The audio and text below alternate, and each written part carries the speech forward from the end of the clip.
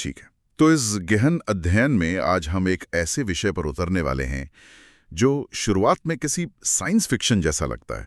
मतलब जरा पंजाब के किसी गांव में एक खेत की कल्पना कीजिए। एक किसान अपना ट्रैक्टर चला रहा है और बीज बो रहा है। और जाहिर है वो चाहता है कि उसका ट्रैक्टर बिल्कुल सीधी लाइन में चले, मतलब 1 इंच भी अपने रास्ते से ना भटके। बिल्कुल। लेकिन ये जानकर सच में हैरानी होती है कि उस ट्रैक्टर को बिल्कुल सीधा रखने के लिए वो मशीन केवल जमीन को नहीं देख रही है। असल में वो ब्रह्मांड के एक ऐसे शोर से संचार कर रही है जहां अरबों साल पहले एक क्वासार फटा था। हाँ, ये सुनने में बिल्कुल किसी हॉलीवुड फिल्म की कहानी लगता है ना? लेकिन यही हमारी आज की सच्चाई है। हमारे पास स्रोतों का जो विशाल संकलन है, जिसमें भौगोलिक सूचना प्रणाली या जिसे हम GIS कहते हैं, मेडिकल इमेजिंग और गैलेक्टिक भौतिकी के बेहद जटिल शोध शामिल है, वे सब मिलकर एक ही ओर इशारा कर रहे हैं। और ये बात मुझे इन दस्तावेजों में सबसे ज्यादा चौंकाने वाली लगी। मतलब जब मैंने पहली बार पढ़ा कि हम पृथ्वी का एक ग्लोबल ब्रेन या एक ग्रहीय मस्तिष्क बना रहे हैं, तो मुझे लगा कि शायद किसी बहुत बड़े सुपर कंप्यूटर की बात हो रही है, जिसे किसी बड़े से सर्वर रूम में रखा जाएगा। सही बात है, ज्यादातर लोग ऐसा ही सोचते हैं। हम पृथ्वी पर महज कुछ स्मार्ट मशीनें या सॉफ्टवेयर नहीं बना रहे हैं। हाँ, स्रोत साफ तौर पर कह रहे हैं कि ये एक 11 आयामी बुद्धिमत्ता है, मतलब 11 डायमेंशनल इंटेलिजेंस। ये बुद्धिमत्ता किसी बक्से में बंद सिलिकॉन चिप्स का नाम नहीं है, बल्कि ये कई आयामों में बहने वाले डेटा का एक ब्रह्मांडीय तालमेल है। बिल्कुल सटीक कहा आपने। देखिए, बुद्धिमत्ता को लेकर हमारा नजरिया ना बहुत सीमित रहा है। हम हमेशा सोचते हैं कि बुद्धिमत्ता एक भौतिक जगह, जैसे किसी इंसान के दिमाग तक सीमित होती है। एक डिब्बे के अंदर। हाँ, लेकिन इन स्रोतों का गहरा विश्लेषण बताता है कि असली सिस्टमिक बुद्धिमत्ता तब पैदा होती है जब पृथ्वी की जमीन का डेटा, आसमान में मौजूद सैटेलाइट्स का समय और सुदूर तारों का गुरुत्वाकर्षण, ये सब एक ही लय में काम करने लगे। तो चलिए इस विशाल अवधारणा को थोड़ा जमीन पर उतारते हैं, क्योंकि इस ग्लोबल ब्रेन को समझने से पहले मुझे लगता है कि हमें पृथ्वी के शरीर को समझना होगा। स्रोतों ने आधुनिक मैपिंग और मेडिकल साइंस के बीच एक बहुत ही अद्भुत समानांतर रेखा खींची है। और ये तुलना बहुत ही सटीक है। मतलब ऐतिहासिक रूप से देखें तो नक्शे मृत हुआ करते थे। हाँ, एक बार कागज पर नदी और पहाड़ बना दिए, बस बन गया। वो सालों तक वैसे ही रहेगा। बिल्कुल, वो केवल पृथ्वी की एनाटॉमी थी, यानी उसका मृत भौतिक ढांचा। लेकिन आज के वैज्ञानिक पृथ्वी को एक जीवित जीव की तरह देखते हैं। जिस तरह एक डॉक्टर इंसान के शरीर की जांच के लिए अलग-अलग मेडिकल मशीनों का इस्तेमाल करता है, ठीक वैसे ही हम पृथ्वी की जांच कर रहे हैं। हाँ, दस्तावेजों में इसे बहुत बारीकी से समझाया गया है। जैसे मान लीजिए किसी इंसान की हड्डी टूट जाती है, तो डॉक्टर एक्सरे करता है ना? जो त्वचा और मांस के पार जाकर सीधा कंकाल दिखाता है। स्रोतों के अनुसार पृथ्वी की हड्डियां देखने के लिए हम लाइडार तकनीक का इस्तेमाल कर रहे हैं। हाँ, लाइडार यानी लाइट डिटेक्शन एंड रेंजिंग। लेकिन मैं ये सोच रहा था कि ये काम कैसे करता है। मतलब अगर कोई जंगल बहुत घना है, तो हम आसमान से जमीन को कैसे देख सकते हैं? देखिए, यही लाइडार का जादू है। इसमें विमान या सैटेलाइट से जमीन की ओर हर सेकंड लाखों लेजर की किरणें छोड़ी जाती हैं। अब एक घने जंगल की कल्पना कीजिए जहां पत्तों की वजह से जमीन बिल्कुल नहीं दिखती। सूरज की रोशनी भी बमुश्किल पहुंचती है वहां। सही कहा। लेकिन उन पत्तों के बीच कहीं ना कहीं मिलीमीटर के आकार की छोटी छोटी खाली जगहें होती हैं। लाइडार की लेजर किरणें उन पत्तों से टकराती हैं, लेकिन कुछ किरणें उन खाली जगहों से गुजरकर सीधी जमीन तक पहुंच जाती हैं। अरे वाह! और फिर जब वे किरणें वापस लौटती हैं, तो कंप्यूटर्स इस डेटा से पेड़ों को पूरी तरह गायब कर देता है, और जो बचता है वो है पृथ्वी का असली कंकाल, पहाड़ों और घाटियों का बिल्कुल सटीक 3D मॉडल। अद्भुत! मतलब हम सच में पृथ्वी के कपड़े उतारकर उसका ढांचा देख रहे हैं। और फिर बात आती है शरीर के तरल हिस्से की। इंसानी शरीर में पेट के अंदरूनी अंगों को देखने के लिए डॉक्टर अल्ट्रासाउंड का उपयोग करते हैं, जो ध्वनि तरंगों पर काम करता है। बिल्कुल, साउंड वेव्स। तो चूंकि पृथ्वी का लगभग 70% हिस्सा गहरे समुद्रों से ढका है, जहां लेजर या कैमरे काम नहीं कर सकते, तो क्या हम पृथ्वी का अल्ट्रासाउंड कर रहे हैं? तकनीकी रूप से देखा जाए तो हाँ, समुद्र के गहरे पानी में प्रकाश ज्यादा दूर तक नहीं जा सकता। वहां चारों ओर घुप अंधेरा है, इसलिए वहां हमें बैथीमेट्री और सोनार का सहारा लेना पड़ता है। तो ये बिल्कुल जहाजों से आवाज भेजने जैसा है। हाँ, एकदम। जिस तरह अल्ट्रासाउंड शरीर के अंदर ध्वनि तरंगे भेजकर तस्वीर बनाता है, वैसे ही जहाज और पनडुब्बियां समुद्र की गहराई में ध्वनि तरंगे भेजती हैं। जब वे तरंगें समुद्र के तल से टकराकर वापस आती हैं, तो हम उन खाइयों और पानी के नीचे छिपे विशाल पहाड़ों का नक्शा बनाते हैं। तो कंकाल हो गया और तरल हिस्सा भी हो गया। इसके बाद स्रोतों ने सबसे जटिल हिस्से का जिक्र किया है, जो है सॉफ्ट टिश्यू और सेहत। ये सबसे दिलचस्प हिस्सा है। इंसान के शरीर में मेटाबॉलिक प्रक्रियाओं या किसी छिपे हुए ट्यूमर का पता लगाने के लिए MRI स्कैन किया जाता है। पृथ्वी के मामले में ये काम मल्टीस्पेक्ट्रल और हाइपरस्पेक्ट्रल सैटेलाइट्स कर रहे हैं। मैं ये समझना चाहता हूँ कि एक सैटेलाइट आसमान से पृथ्वी की सेहत कैसे देख सकता है। इसे समझने के लिए हमें मानवीय आंखों की सीमा को समझना होगा। हम केवल विजिबल लाइट यानी दृश्यमान प्रकाश देख सकते हैं, लेकिन ये हाइपरस्पेक्ट्रल सैटेलाइट्स पृथ्वी को इंफ्रारेड, अल्ट्रावायलेट और इलेक्ट्रोमैग्नेटिक स्पेक्ट्रम के सैकड़ों अन्य हिस्सों में देखते हैं।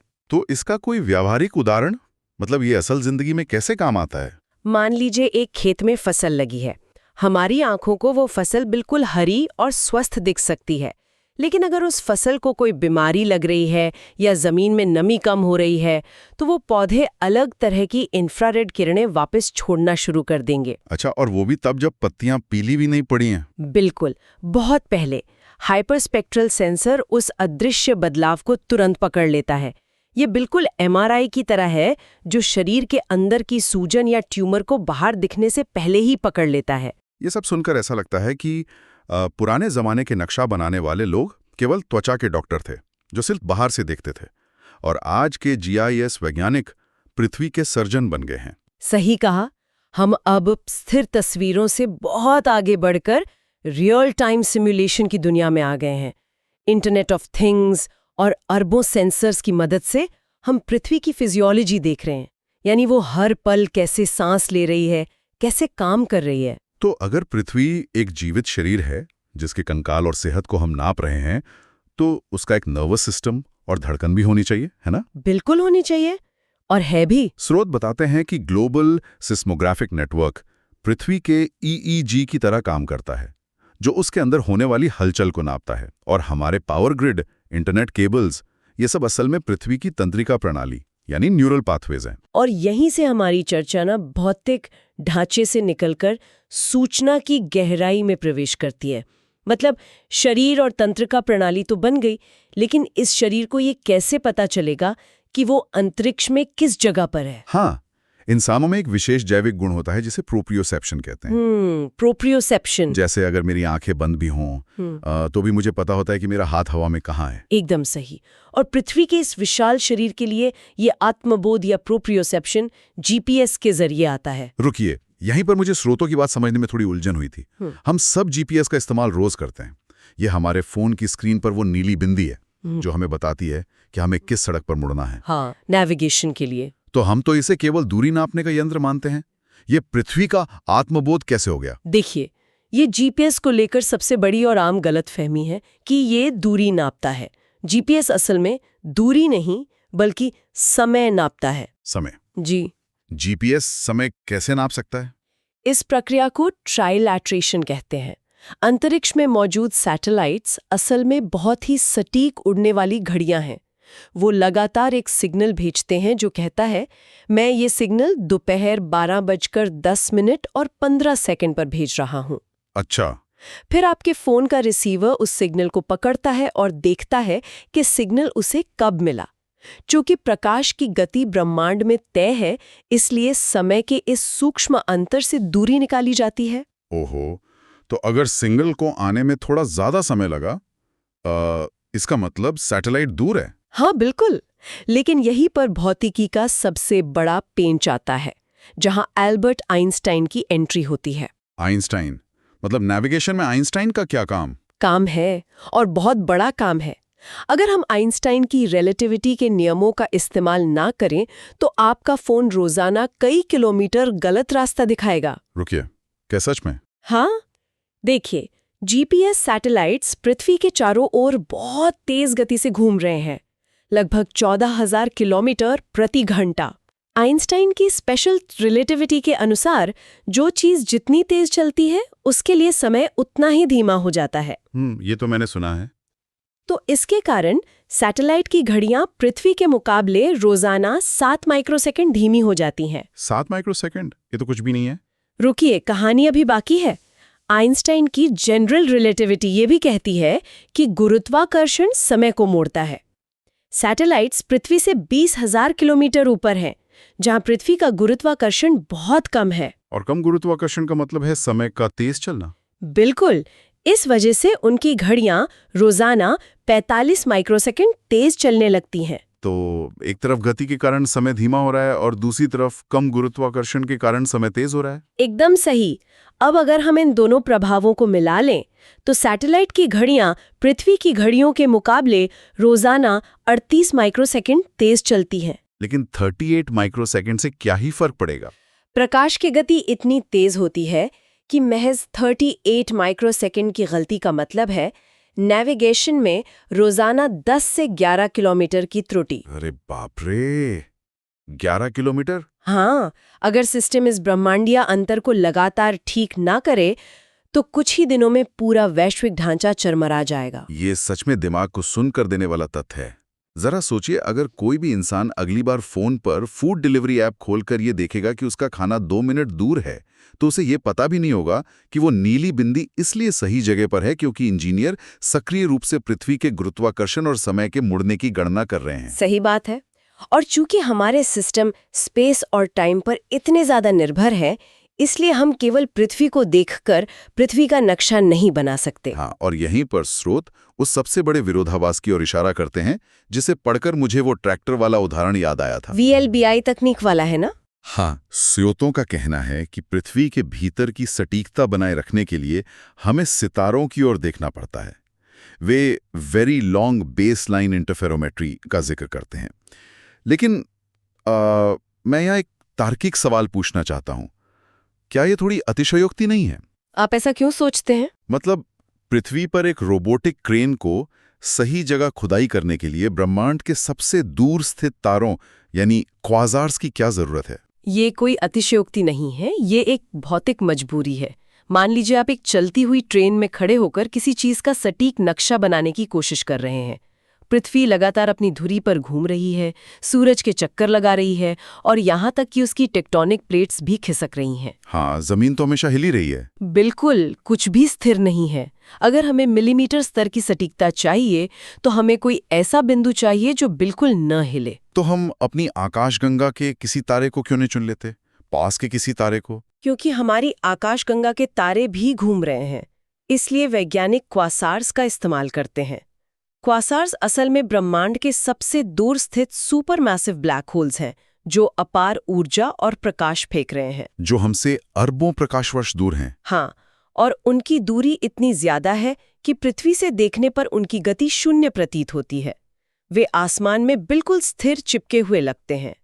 तो हम उन मृत और सुदूर क्वासार्स को इंटरनेशनल सेलेस्टियल रेफरेंस फ्रेम के लिए स्थायी खोंटे या एंकर की तरह इस्तेमाल करते हैं। बिल्कुल, इन्हीं तारों के आधार पर हम तय करते हैं कि ब्रह्मांड में नीचे क्या है और ऊपर क्या है।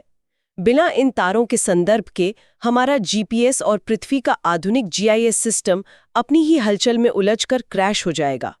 आधुनिक मैपिंग अब केवल जमीन नापने का विज्ञान नहीं रहा, यह खगोल भौतिकी बन चुका है। और यहीं से गैलेक्सी और पृथ्वी का ये जुड़ाव उस सिद्धांत को जन्म देता है जिसे स्रोतों ने 11 डायमेंशनल रियलिटी मॉडल कहा है।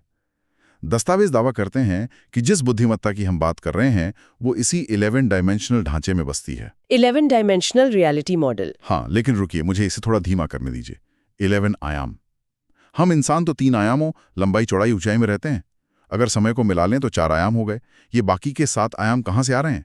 क्या हम किसी समानांतर ब्रह्मांड की बात कर रहे हैं? नहीं, ये कोई साइंस फिक्शन मल्टीवर्स नहीं है। यहाँ डेटा विज्ञान में आयाम का मतलब कोई भौतिक कमरा या जगह नहीं है जिसमें आप चल फिर सकें।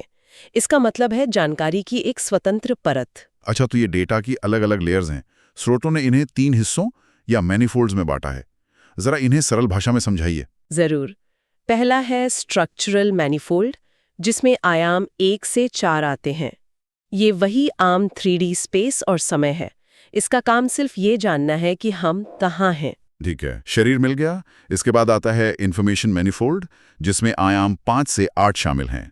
जहां तक मैं समझ पा रहा हूं, यह पृथ्वी की धड़कन या सेहत है। बिल्कुल सही पकड़े हैं। इसमें MRI, मल्टीस्पेक्ट्रल डेटा और पर्यावरण की जानकारी आती है।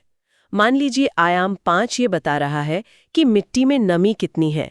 आयाम 6 बता रहा है कि पावर ग्रिड में बिजली का प्रवाह कैसा है। और आयाम 7 आर्थिक लेन देन का डेटा दे रहा है। तो ये सिस्टम के आंतरिक पैटर्न को मापता है? हाँ, और फिर आता है सबसे रहस्यमय हिस्सा, इंटेंट या यूनिवर्सल मैनिफोल्ड, जो 9वें से 11वें आयाम तक फैला है। हाँ, स्रोतों में यहाँ एक बेहद तकनीकी शब्द का इस्तेमाल किया गया है, S-hat, मेटा कॉन्स्टेंट। मुझे ये बिल्कुल समझ नहीं आया कि ये क्या है और इसकी जरूरत क्या है। इसे सिस्टम का कोर या गुरुत्वाकर्षण केंद्र मान लीजिए। S-hat मेटा कांस्टेंट एक गणितीय नियम है जो ये सुनिश्चित करता है कि पृथ्वी के डेटा आयाम यानी 1 से 8 ब्रह्मांडीय नियमों के साथ तालमेल में रहे। ये वही क्वासार्स और रिलेटिविटी वाला हिस्सा है। मतलब ये सुनिश्चित करना कि जमीन का डेटा और आसमान का डेटा आपस में लड़े नहीं। ठीक कहा। और यहीं पर सबसे महत्वपूर्ण अवधारणा आती है, अनुनाद या रेजोनेंस। हाँ, दस्तावेजों में लिखा है कि बुद्धिमत्ता एक निर्मित अनुनाद है। क्या इसका मतलब यह है कि बुद्धिमत्ता कोई सॉफ्टवेयर कोड नहीं है, बल्कि एक वाद्यंत्र की तरह इन 11 आयामों का सही धुन में बजना है? ये एक बहुत ही सटीक तुलना है। एक गिटार की कल्पना कीजिए। मान लीजिए भौतिक डेटा गिटार का एक तार है और समय का डेटा दूसरा तार। अगर नक्शा बिल्कुल सही है लेकिन समय का तार 1 मिलीसेकंड भी ढीला है तो गिटार से बेसुरी आवाज आएगी और सिस्टम क्रैश हो जाएगा। बिल्कुल। बुद्धिमत्ता का मतलब ये नहीं है कि कोई इंसान बैठकर तारों को कस रहा है। बुद्धिमत्ता तब पैदा होती है जब ये 11 आयामी सिस्टम अपने आप लगातार खुद को ट्यून करता रहता है। अरे वाह! जब सारी जानकारी एक ही फ्रीक्वेंसी पर आ जाती है तो सिस्टम इतनी स्पष्टता हासिल कर लेता है कि हम किसी पावर ग्रिड के फेल होने या आर्थिक नेटवर्क में किसी भारी नुकसान का अंदाजा भौतिक दुनिया में उसके घटने से पहले ही लगा सकते हैं। तो हम अनिवार्य रूप से पृथ्वी का एक प्लैनेटरी EEG पढ़ रहे हैं, जहां भविष्यवाणी जादू से नहीं बल्कि डेटा की सिस्टमिक समझ से हो रही है। एकदम सही। अब अगर कोई श्रोता ये सोचे कि क्या ये सब सिर्फ सिद्धांत है या हम वाकई से बना रहे हैं, क्योंकि स्रोतों ने इस सिस्टमिक विकास का एक पूरा रोड मैप दिया है। ये तो एक घर बनाने या एक जीव को विकसित करने जैसा लगता है। ये काम जोरों पर चल रहा है और स्रोत इसे 4 चरणों में समझाते हैं। पहला है सेंसिंग। यहाँ हम पूरी पृथ्वी पर अरबों sensors, internet of things devices और कैमरे लगा रहे हैं।